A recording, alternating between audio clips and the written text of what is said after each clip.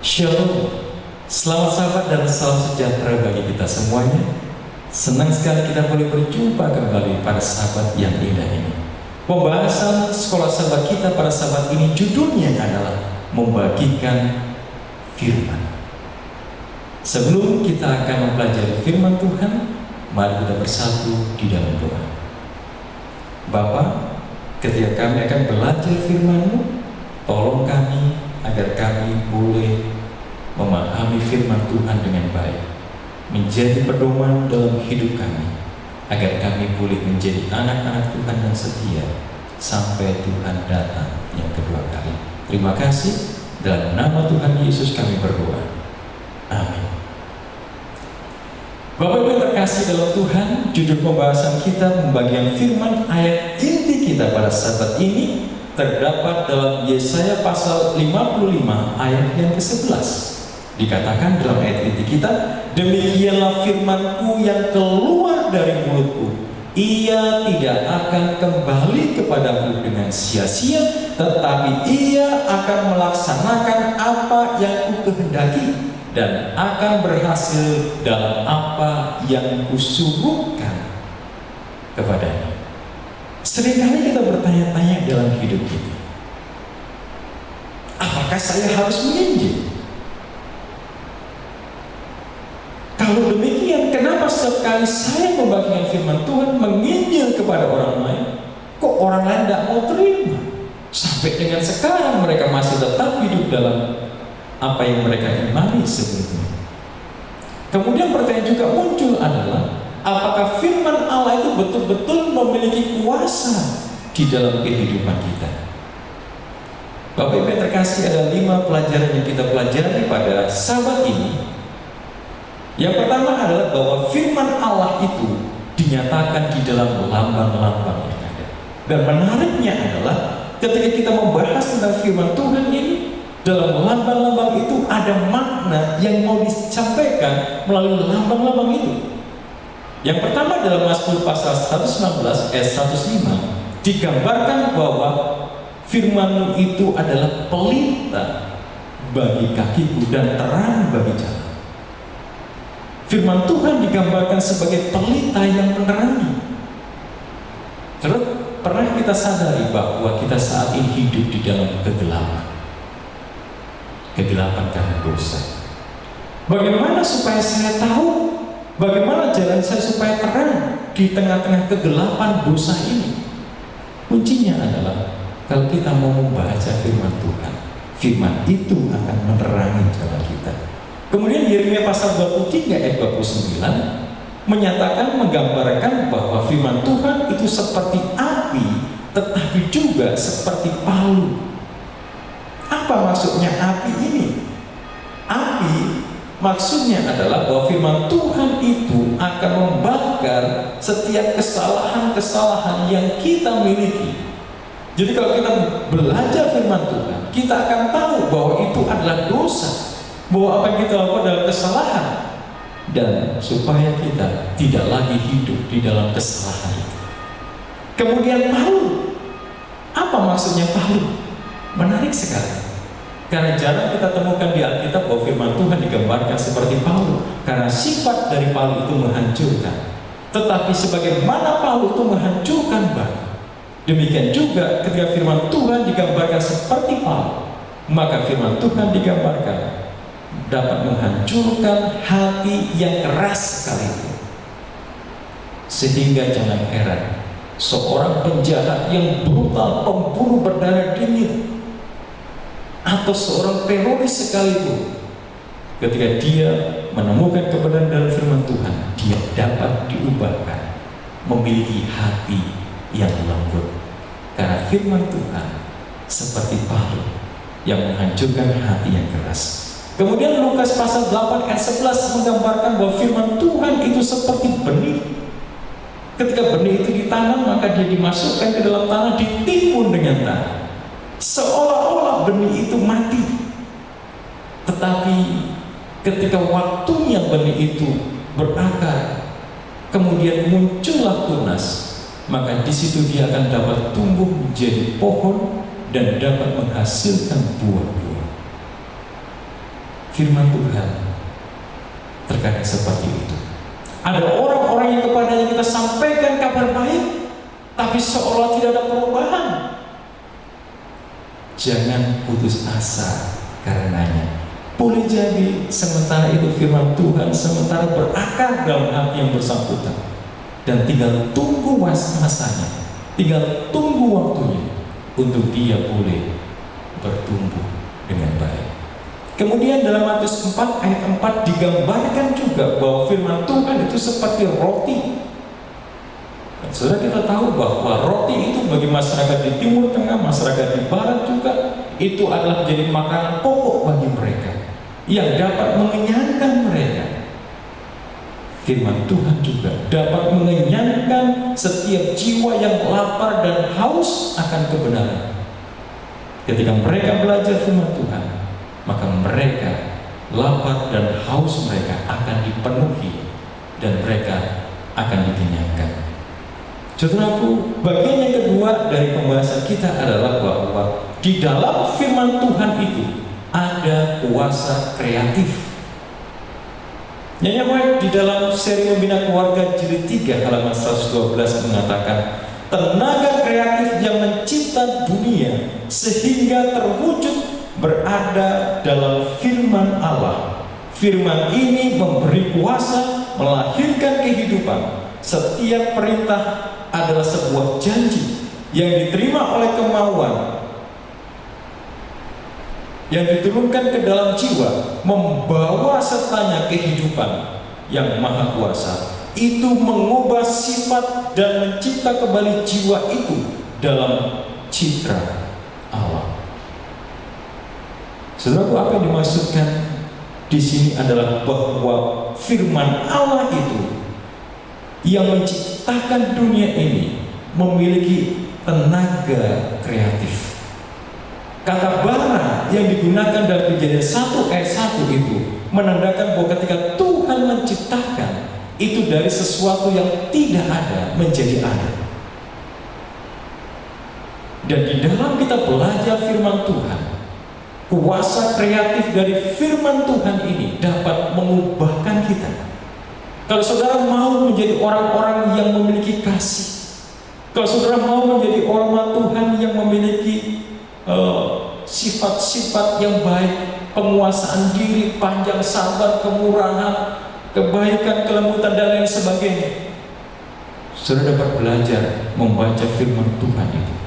Maka saudara akan mengalami bagaimana kuasa Tuhan, kuasa firman Tuhan yang menciptakan dunia dari ketiadaan akan dapat menolong saudara dan saya untuk diciptakan menjadi manusia yang dibaharui.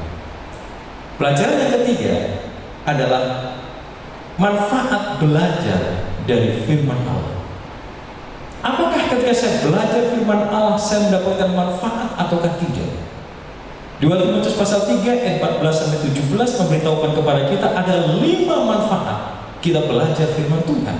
Yang pertama adalah bahwa ketika kita belajar firman Tuhan, maka firman Tuhan itu memberi hikmat yang menuntun kita kepada keselamatan oleh iman. Saudaraku, ketika kita mendengarkan berbagai macam cerita, obrolan di luar sana, kita akan menemukan bahwa ada banyak kerancuan yang dimiliki ketika mereka tidak belajar firman Tuhan. Ada yang mengatakan bahwa keselamatan itu adalah oleh karena usaha mereka. Sebagian yang lain menyangkal akan hal itu. Tetapi firman Tuhan memberitahukan kepada kita bahwa ketika kita belajar firman Tuhan, kita akan diberi hikmat menuntun kita kepada keselamatan oleh iman di dalam Kristus Yesus. Hanya Yesus yang menjadi sumber keselamatan kita. Kemudian yang kedua adalah bahwa firman Tuhan itu mengajar kita mengetahui akan kebenaran firman Tuhan, mengajar kita akan doktrin-doktrin yang Tuhan mau sampaikan kepada kita supaya kita dapat mengerti. Ada pertanyaan menanyakan, kenapa banyak gereja Kristen dengan berbagai macam denominasi gereja yang ada? Apa yang menjadi penyebabnya? Saudara, munculnya gereja-gereja yang beraneka ragam itu boleh jadi karena belum mengenal akan seluruh kebenaran firman Tuhan. Dan itu dapat kita temukan bila mana kita belajar dari Alkitab. Yang ketiga adalah bahwa ketika kita sudah belajar, ketika Alkitab sudah mengajar kita, maka kita dapat mengetahui bahwa kita sementara melakukan kesalahan, kita sementara melakukan dosa-dosa. Sebelumnya saya tidak tahu ketika saya berdosa. Ketika saya belajar Alkitab, saya tahu itu dosa. Dan ketika saya tahu itu dosa, maka langkah yang keempat adalah memperbaiki kelakuan. Ketika saya tahu saya berdosa dan saya tidak perbaiki, maka tidak ada gunanya. Tetapi ketika saya tahu saya berdosa, maka saya harus perbaiki kelakuan saya. Saya tidak mau lagi melakukan kesalahan yang sama. Dan yang kelima adalah mendidik dalam kebenaran. Firman Tuhan akan menolong kita sesudah kita perbaiki kesalahan kita, tidak lagi mau hidup dalam kesalahan itu, maka sejak saat itu adalah kita harus hidup tetap di dalam kebenaran. Dan ketika kita baca firman Tuhan ini, kita akan dituntun, dididik untuk terus hidup benar. Kita akan dididik bagaimana Tuhan rindu untuk kita melakukan akan segala perintahnya. Dan Yohanes 17 ayat 17 juga mengajarkan kepada kita bahwa firman Tuhan itu akan menguduskan kita. Saudaraku yang terkasih di dalam Tuhan, pena inspirasi memberitahukan kepada kita dalam Alfa dan Omega jilid 8 halaman 563 adalah hukum alamiah, baik intelektual maupun spiritual, bahwa oleh memandang kita berubah. Menarik sekali kutipan ini. Oleh memandang kita berubah. Ketika kita belajar firman Tuhan ini, dan fokus dari firman Tuhan ini adalah Yesus Kristus, dan kita bisa melihat bagaimana kehidupan Yesus Kristus dinyatakan dalam firman Tuhan ini. Ketika itu kita pelajari setiap hari, maka itu dapat menolong kita untuk diubahkan. Inilah manfaat dari belajar firman Tuhan.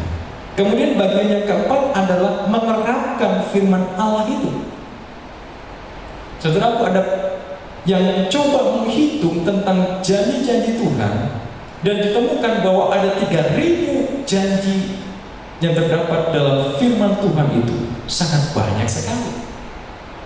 Dan yang menarik bagi kita adalah dalam Roma 8 ayat 32, 1 Yohanes 1 ayat 7-9, dan Filipi 4 ayat 13 dan 19. Di situ memberitahukan kepada kita bahwa kalau Tuhan memberikan anaknya yang tunggal dengan rela kepada kita, kalau hal-hal yang lain pasti akan mudah Tuhan berikan. Kalau Tuhan memberikan pengampunan kepada kita ketika kita jadi orang berdosa dan datang kepada minta ampun, Tuhan akan mengampuni dan menyucikan kita dari dosa, maka hal-hal yang lain, saya percaya bahwa Tuhan akan sangat mudah memberikan kepada kita. Itulah sebabnya Filipi pasal 4 ayat 13 mengatakan, segala perkara dapat kutanggung di dalam Dia yang memberikan kekuatan kepada. Saudaraku, Tuhan memiliki janji-janji yang indah, dan kita dapat memohon kepada Tuhan, menuntut Tuhan agar janji-janji yang difirmankan itu boleh digenapi di dalam hidup kita. Tetapi ada syaratnya. Apa itu syaratnya? Ibrani 3 ayat 19 dan Matius 13 ayat yang ke-58 mengajarkan kepada kita syarat kita untuk menuntut janji Tuhan adalah kita perlu memiliki iman. Tanpa iman, kita tidak akan dapat menuntut janji-janji Tuhan itu menjadi bagian kita. Itulah sebabnya milikilah iman kepada firman Tuhan. Bagian yang kelima yang terakhir adalah membagikan firman Allah. Rasul Paulus dalam Roma 1 ayat 14 sampai ke 16 Dalam Kisah 4 ayat 20 juga diajarkan di sana bahwa pekerjaan membagikan firman itu adalah hutang yang harus kita tunaikan.